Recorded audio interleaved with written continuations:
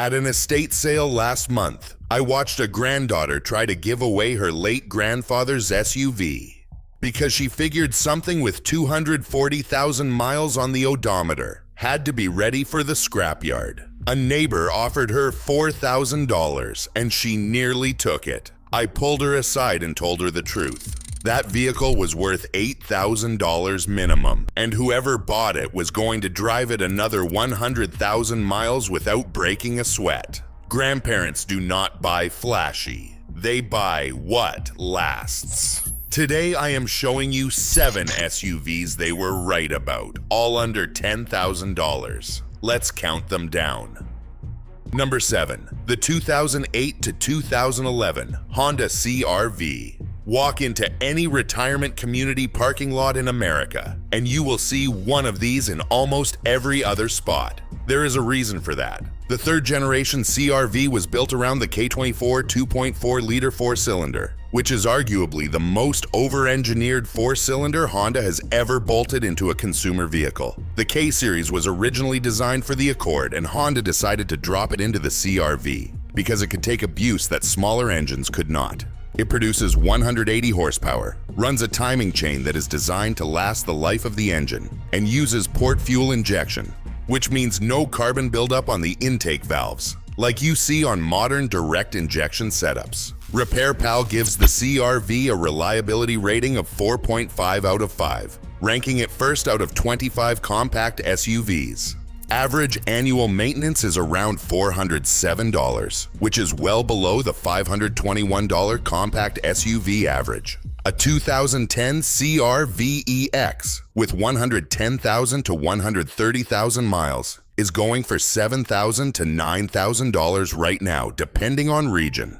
The 5-speed automatic is smooth, conventional, and proven. No CVT, no dual clutch nonsense. When you are shopping, check the rear differential fluid on all wheel drive models. Honda recommends changing it every 30,000 miles, and skipping that service is the #1 cause of rear differential noise.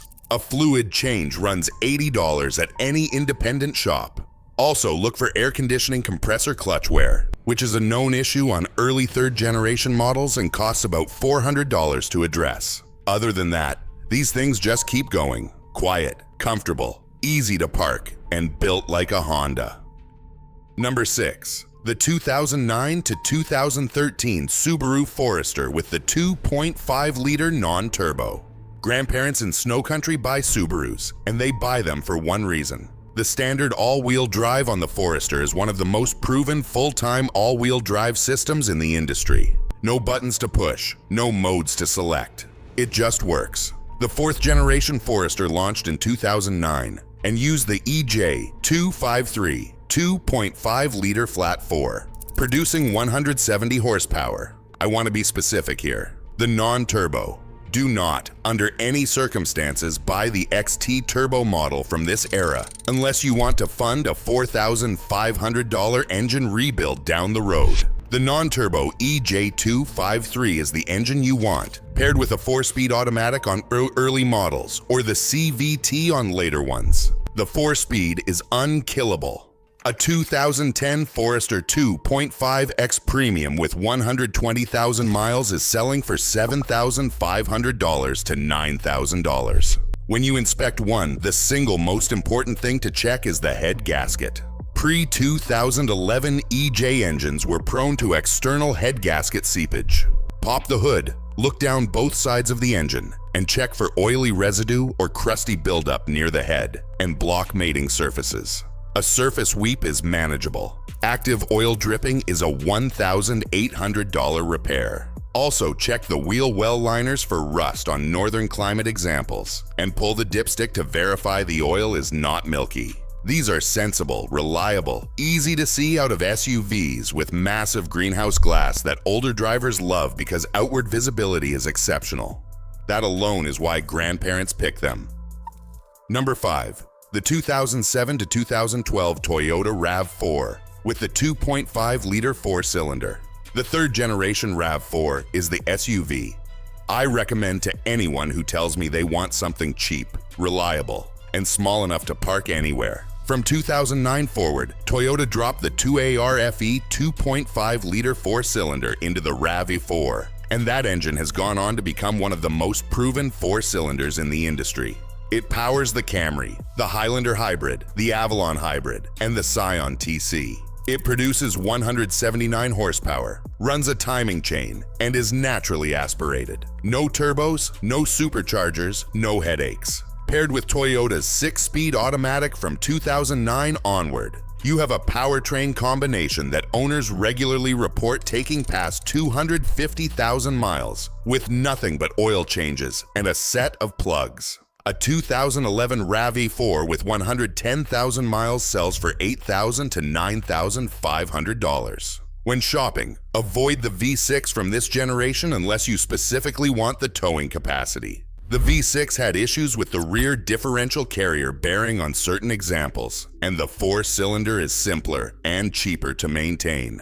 Check the rear shock towers for rust on examples from Salt Belt states. That is the one chronic issue with the 3rd-gen RAV4. Also test the power steering for any whine, because the electric power steering motor can fail and replacement runs about $700. Other than that, this is point-and-shoot Toyota reliability for grandma money.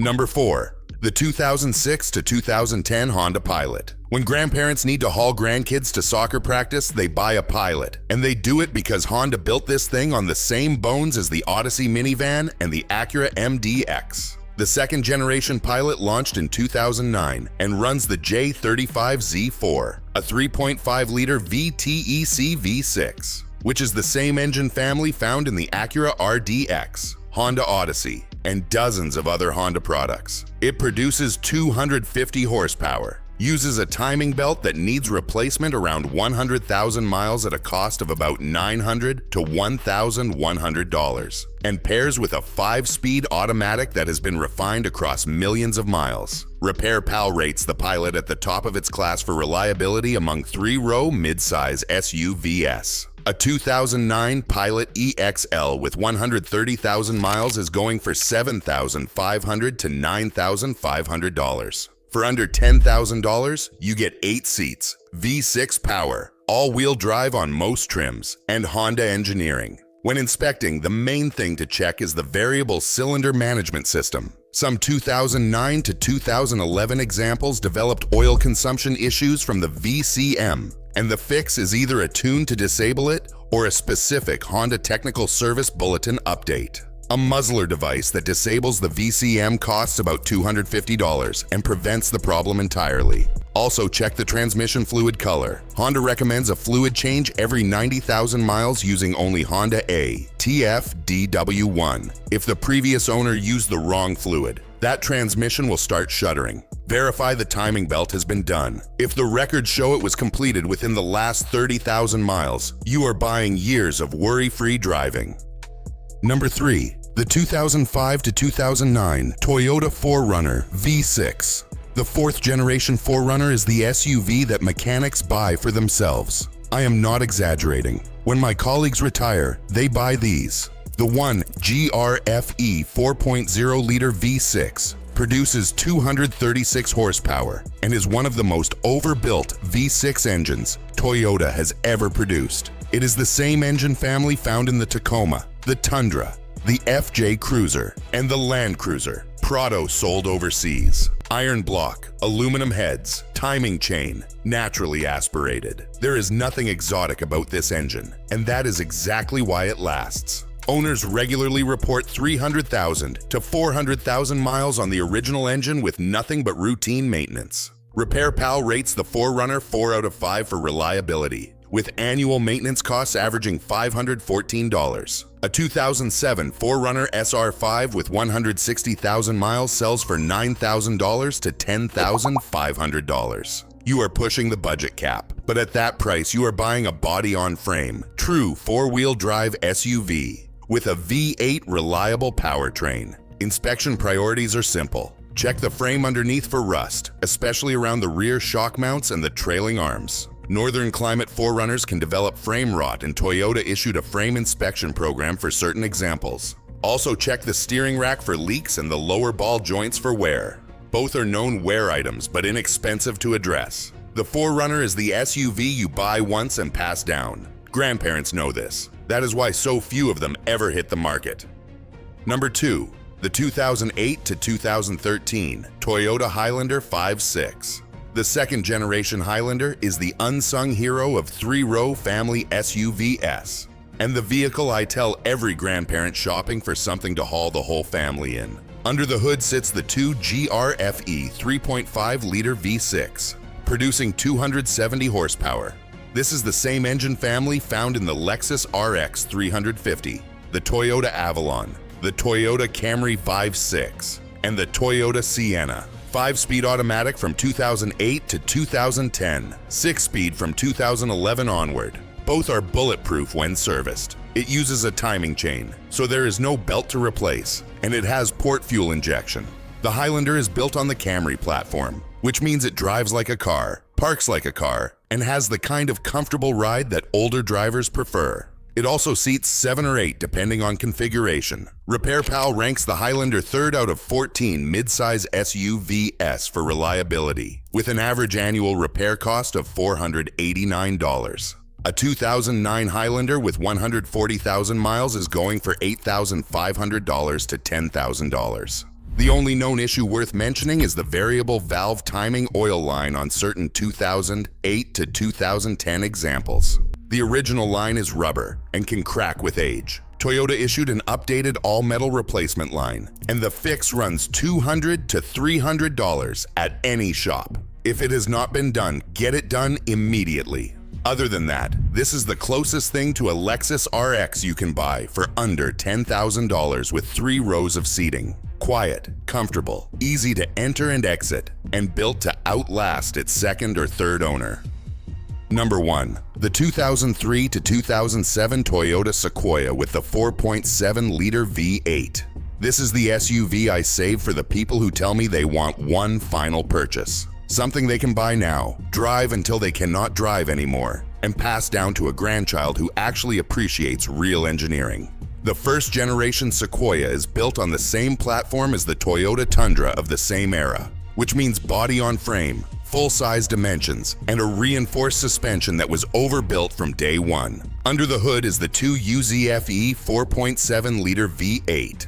This is the engine that built Toyota's legendary reputation. It has an iron block, aluminum heads, is naturally aspirated, and makes 282 horsepower, paired with a 5-speed automatic transmission that Toyota refined across the Land Cruiser, the 4Runner Viv 8, and the Tundra. The 2UZFE has been documented hitting 400,000 to 500,000 miles on original internals across thousands of owner reports. The engine itself is so over-engineered that the rest of the vehicle gives out before it does. RepairPal gives the Sequoia a 3.5 out of 5 reliability rating, which is actually conservative because most issues reported are age-related items like suspension bushings and accessory drive components, not core powertrain failures. Now here is where the math becomes absurd. A 2005 Sequoia SR5 with 170,000 to 200,000 miles is going for $7,000 to $9,500 depending on condition. For under $10,000, you are buying a full-size V8 powered, body-on-frame SUV that seats 8, tows 6,500 pounds, and runs on the same engineering DNA as the Land Cruiser 100 series. When you are inspecting one, the absolute #1 item to check is the frame. Toyota issued a frame replacement program for certain 2001 to 2004 Sequoias due to rust,